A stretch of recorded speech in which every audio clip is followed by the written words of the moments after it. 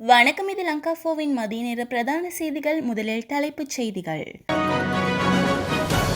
கொழும்பில் கலவரம் வெடிக்கும் சூழல், பல அடுக்கில் பாதுகாப்பு.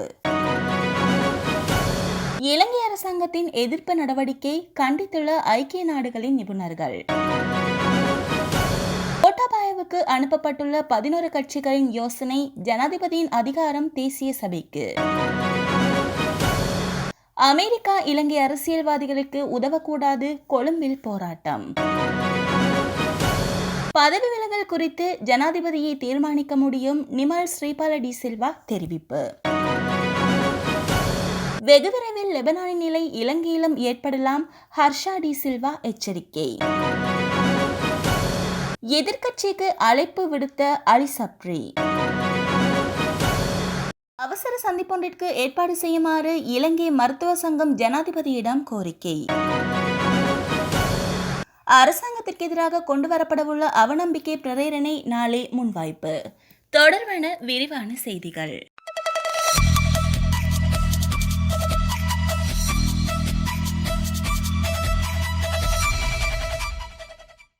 கொழும்பு காலிமுகத்திடல் மைதானத்தில் இன்று மாபெரும் போராட்டம் இடம்பெறவுள்ளதாக அங்கிருந்து கிடைக்கும் தகவல்கள் தெரிவிக்கின்றன. இதனால் குறித்த பகுதியில் காவல்துறையினரும் விசேட காவல் அதிரடிப்படையினரும் தீவிர கண்காணிப்பில் ஈடுபடுத்தப்பட்டுள்ளனர். இது தொடர்பில் காவல்துறை தலைமையகத்தின் உயரதிகாரி ஒருவர் தெரிவிக்கையில், போராட்டக்காரர்கள் கலவரமாக நடந்து கொள்ளாமல் அமைதியான முறையில் போராட்டம் நடத்தினால் எந்த பிரச்சனையும் இருக்காது. அரசு தலைவர் செயலகம் அல்லது பிரதமர் இல்லத்திற்குள் நுழைய முயற்சித்தால் பலாத்காரத்தை பயன்படுத்தி தடுத்து நிறுத்துவோம் என அவர் ஊடகம் ஒன்றிற்கு தெரிவித்துள்ளார். காவல்துறை கழக தடுப்பினர் பிரிவின் மற்றும் மேல் மாகாணத்தின் ஏனைய காவல்துறை பிரிவுகளிலிருந்தும் விசேட காவல்துறை குழுக்களும் இராணுவத்தினரும் பாதுகாப்பு வழங்குவதற்காக கொழும்புக்கு வரவழைக்கப்பட்டுள்ளதாக காவல்துறை தலைமையக வட்டாரங்கள் தெரிவித்தன. இலங்கையில் நடத்தப்பட்ட சில போராட்டங்கள் மீதான ஒடுக்குமுறைக்கு ஐக்கிய நாடுகளின் மனித உரிமை நிபுணர்கள் குழு கண்டனம் தெரிவித்துள்ளது.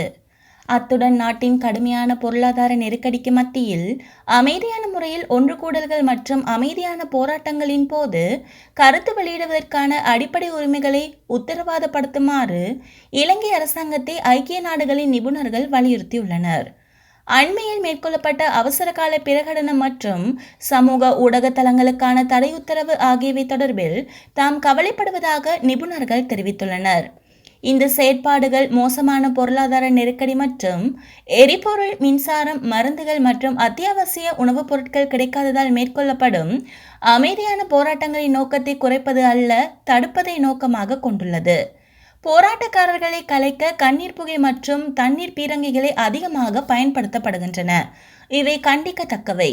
இந்த நிலையில் மாணவர்கள், மனித உரிமை பாதுகாவலர்கள் மற்றும் பிறரை அமைதியான முறையில் ஆர்ப்பாட்டம் செய்ய அனுமதிக்குமாறும் அவர்கள் தமது அரசியல் கருத்துக்களை சுதந்திரமாக பகிர்ந்து கொள்ளவும் தமது அதிருப்தியை வெளிப்படுத்தவும் அனுமதிக்க வேண்டும் என்றும் இலங்கை அரசாங்கத்தை தாம் கேட்டுக்கொள்வதாக ஐக்கிய நாடுகளின் நிபுணர்கள் குறிப்பிட்டுள்ளனர். அனைத்து கட்சிகளை உள்ளடக்கிய இடைக்கால அரசாங்கத்தை நிறுவுவதற்கான யோசனை ஜனாதிபதி கோட்டாபாய ராஜபக்ஷவுக்கு அனுப்பி வைக்கப்பட்டது.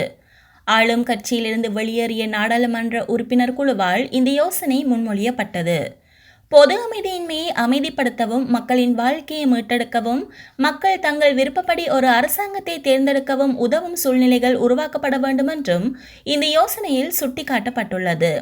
ஸ்ரீலங்கா சுதந்திர கட்சியின் சார்பில் முன்னாள் ஜனாதிபதி மைத்திரிபால சிறிசேன, 10 சுயேட்சை கட்சிகள் சார்பில் முன்னாள் அமைச்சர் வாசுதேவ நாணயக்கார, ஸ்ரீலங்கா பொதுஜன பெரமுனவின் நாடாளுமன்ற உறுப்பினர்களான அனுர பிரியதர்ஷன யாப்பா மற்றும் விஜயதாச ராஜபக்ஷ ஆகியோர் இந்த யோசனையில் அடங்கிய ஆவணத்தில் கையொப்பமிட்டுள்ளனர்.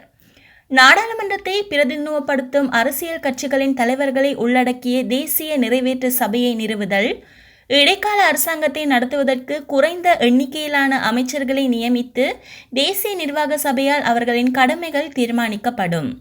தேசிய நிறைவேற்று சபையின் பரிந்துரையின் பேரில் ஜனாதிபதியினால் புதிய பிரதமர் நியமிக்கப்படுவார். தேசிய நிறைவேற்று சபையின் அறிவுறுத்தலின் பேரில் ஜனாதிபதியால் வரையறுக்கப்பட்ட அமைச்சர்கள் கொண்ட அமைச்சரவை நியமிக்கப்படும். தேசிய நிறைவேற்று சபையின் அறிவுறுத்தலின் பேரில் ஜனாதிபதியினால் குறைந்த எண்ணிக்கையிலான அமைச்சு செயலாளர்கள் நியமிக்கப்படுவர். அமைச்சர்கள் வேதனம் பெறாமல் செயல்பட வேண்டும். மருந்துகள், அத்தியாவசிய உணவுகள், மின்சாரம், பெட்ரோலியம், எரிவாயு, உரம், விவசாயம் மற்றும் தொழில்துறை உள்ளீடுகளின் போதுமான தொடர்ச்சியான விநியோகத்தை உறுதி செய்தல். அரசியலமைப்பின் 19வது திருத்தத்தை திருத்தங்களுடன் மீண்டும் அமுல்படுத்துதல். அரசாங்கம் மாறினாலும் மாறாத கல்வி, சுகாதாரம் மற்றும் எரிசக்தி போன்ற துறைகளுக்கு 6 மாத காலத்திற்குள் தேசிய கொள்கைகளை உருவாக்குதல் என்ற யோசனைகளை ஜனாதிபதிக்கு முன்மொழியப்பட்டுள்ளன என்றும் தெரிவிக்கப்படுகிறது. அமெரிக்கா இலங்கை அரசியல்வாதிகளுக்கு உதவி செய்யக்கூடாது என கோரி கொழும்பில் ஆர்ப்பாட்டம் ஒன்று முன்னெடுக்கப்பட்டுள்ளது. கொழும்பு காலி வீதியில் உள்ள அமெரிக்க தூதரகத்திற்கு முன்பாக சிவில் செயல்பாட்டாளர்கள் குழு ஒன்று நேற்று ஆர்ப்பாட்டத்தில் ஈடுபட்டிருந்தனர். நாட்டில் நிலவும் நெருக்கடி நிலைக்கு எதிராக புலம்பெயர்ந்த அரசியல்வாதிகளுக்கு பாதுகாப்பு வழங்கக்கூடாது எனவும் நாட்டில் உள்ள அவர்களின் சொத்துக்களை அம்பலப்படுத்துமாறும் கோரியே இவர்கள் ஆர்ப்பாட்டத்தில் ஈடுபடுத்தப்பட்டுள்ளனர். அதேவேளை இலங்கையில் ஏற்பட்டுள்ள பொருளாதார நெருக்கடியை தொடர்ந்து அரசாங்கத்திற்கு எதிராக பெரும் மக்கள் போராட்டம் வெடித்துள்ளது.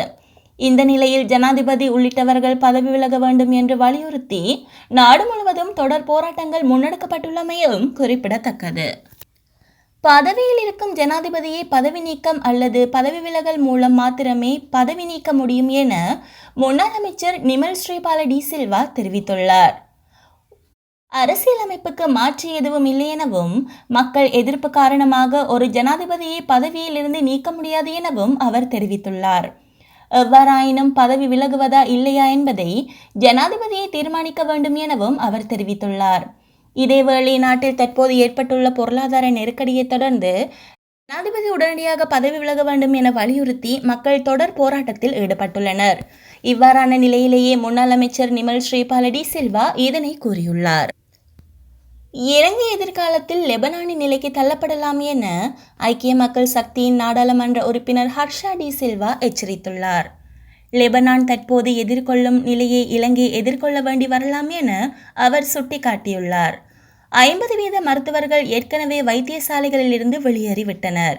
சர்வதேச நாணய நிதியத்தின் உதவியை பெற்றுக்கொள்வது தொடர்பில் நாடாளுமன்ற உறுப்பினர்களுக்கும் லெபனான் அரசாங்கத்திற்கும் இடையில் கடும் கருத்து வேறுபாடு காணப்பட்டது என தெரிவித்துள்ளார். இலங்கையிலும் அதே நிலை காணப்படுகிறது. ஒரு குழுவினர் சர்வதேச நாணய நிதியத்தை நாட வேண்டும் என்கிறனர். இன்னொரு குழுவினர் அதற்கு எதிர்ப்பு தெரிவிக்கின்றனர். என்ன செய்திருக்கலாம் என இனிமேலும் பேசுவதில் பயனில்லை. நாடாளுமன்றத்தை எதிர்காலம் குறித்து கவனம் செலுத்துமாறு கேட்டுக்கொண்டார். முன்னாள் சர்வதேச நாணய நிதியத்தின் உதவியை நாடியிருக்க வேண்டும் என நிதியமைச்சர் அலி சப்ரியே தெரிவித்துள்ளமை அரசாங்கம் தனது கடமையை நிறைவேற்ற தவறிவிட்டது என்பதை தெளிவுபடுத்தியுள்ளது எனவும் ஹர்ஷ டி சில்வா தெரிவித்துள்ளார். சர்வதேச நாணய நிதியம், உலக வங்கி மற்றும் ஆசிய அபிவிருத்தி வங்கி ஆகியவற்றின் உதவியை நாடுவதை தவிர வேற எந்த தீர்வும் இல்லை என முன்னாள் நிதியமைச்சர் அலி சப்ரி பாராளுமன்றத்தில் தெரிவித்தார். $1 பில்லியன் அமெரிக்க டாலர் பெறுமதியான சர்வதேச இறையாண்மை பத்திரம் வருகிற ஜூலை மாதத்துடன் நிறைவடைய உள்ளது. அதை நாம் உரிய நேரத்தில் கொண்டு செலுத்த வேண்டும் எனவும் நாட்டில் ஏற்பட்டுள்ள நிதி நெருக்கடியை சமாளிக்க நாம் விரைவில் செயல்பட வேண்டும் எனவும் முன்னாள் நிதியமைச்சர் பாராளுமன்றத்தில் கூறினார். ஐக்கிய தேசிய கட்சியின் தலைவர் ரணில் விக்ரமசிங்கவின் ஆலோசனைப்படி இந்தியா, சீனா, ஜப்பான், தென்கொரியா மற்றும் ஐரோப்பிய ஒன்றியம் என்பவற்றில் உதவிகள் பெறுவது தொடர்பாக அரசாங்கம் பரிசீலனை செய்ய வேண்டும் எனவும் கூறியிருந்தார். நாட்டு மக்களின் சுகாதாரம் மற்றும் வாழ்வில் அதிகரித்து வரும் நெருக்கடிகள் தொடர்பாக அவசர சந்திப்பொன்றிற்கு ஏற்பாடு செய்யுமாறு இலங்கை மருத்துவ சங்கம் ஜனாதிபதியிடம் கோரியுள்ளது. ஜனாதிபதி கோட்டபாய ராஜபக்ஷவுக்கு கடிதம் ஒன்றை அனுப்பி இந்த சங்கத்தினர் இந்த கோரிக்கையை விடுத்துள்ளனர். நாட்டிலுள்ள அரசு மற்றும் தனியார் சுகாதார சேவை நிலையங்களில் அத்தியாவசிய மருந்துகளுக்கும் உபகரணங்களுக்கும் பாரிய தட்டுப்பாடு நிலவுவதாகவும் குறித்த கடிதத்தில் சுட்டிக்காட்டப்பட்டுள்ளது. சாதாரண சத்திர சிகிச்சை போன்ற சேவைகளும் தற்போது மட்டுப்படுத்தப்பட்டுள்ளது. அத்துடன் மக்களின் வாழ்விற்கு அச்சுறுத்தலை ஏற்படுத்தும் சில நோய்களுக்கான சிகிச்சைகளும் மட்டுப்படுத்தப்பட்டுள்ளதாகவும் தெரிவிக்கப்பட்டுள்ளது. இது எந்த வகையிலும் சிறந்த விடயமாக அமையாது எனவும் எதிர்வரும் சில நாட்களுக்குள் அல்லது வாரங்களுக்குள் அத்தியாவசிய மருந்து பொருட்களை விநியோகிப்பதற்கு நடவடிக்கை எடுக்கப்பட வேண்டும் எனவும் இலங்கை மருத்துவர் சங்கத்தினர் தமது கடிதத்தில் கோரியுள்ளனர். அவ்வாறு இடம்பெறாவிடின் அவசர சிகிச்சை நடவடிக்கைகளும் பாதிக்கப்படும் எனவும் சுட்டிக்காட்டப்பட்டுள்ளது. அரசாங்கத்திற்கு எதிராக கொண்டுவரப்பட்டுள்ள அவநம்பிக்கை பிரேரணையை நாளைய தினம் ஐக்கிய மக்கள் சக்தியின் நாடாளுமன்றம் குழு கூட்டத்தில் முன்வைக்கப்படவுள்ளது. ஐக்கிய மக்கள் சக்தியின் சிரேஷ்ட நாடாளுமன்ற உறுப்பினர் ஒருவர் இதனை தெரிவித்தார். அதன்படி நாளைய தினம் ஐக்கிய மக்கள் சக்தியின் நாடாளுமன்ற குழு கூட்டம் இடம்பெறவுள்ளதாகவும் அவர் குறிப்பிட்டுள்ளார். குறித்த அவநம்பிக்கை பிரேரணையில் கையொப்பங்களை பெற்றுக்கொள்ளும் நடவடிக்கை தற்போது இடம்பெற்று வருகின்றது. இந்த நிலையில் கையெழுத்துகள் பெறப்பட்டதன் பின்னர் அதனை சபாநாயகருக்கு கையளிப்பதற்கு நடவடிக்கை எடுக்கப்படும் எனவும் அவர் தெரிவித்தார். அவநம்பிக்கை பிரேரணைக்கு ஆதரவை பெற்றுக்கொள்வதற்காக நாடாளுமன்றத்தில் உள்ள ஏனைய அரசியல் கட்சிகளுடன் கலந்துரையாடல் முன்னெடுக்கப்படும் என ஐக்கிய மக்கள் சக்தியின் சிரேஷ்ட நாடாளுமன்ற உறுப்பினர் ஒருவர் தெரிவித்தார். நாடாளுமன்றில் அரசாங்கத்திற்கும் 113 என்ற பெரும்பான்மை இல்லை என்பதை வெளிப்படுத்துவதே தங்களது பிரதானமான நோக்கமாகும் எனவும் அவர் குறிப்பிட்டுள்ளார்.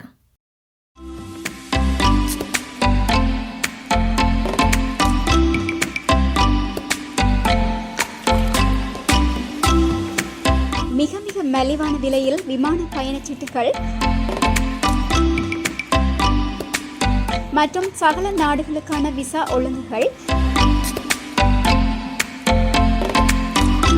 பயண காப்புறுதி செய்து கொடுத்தல்,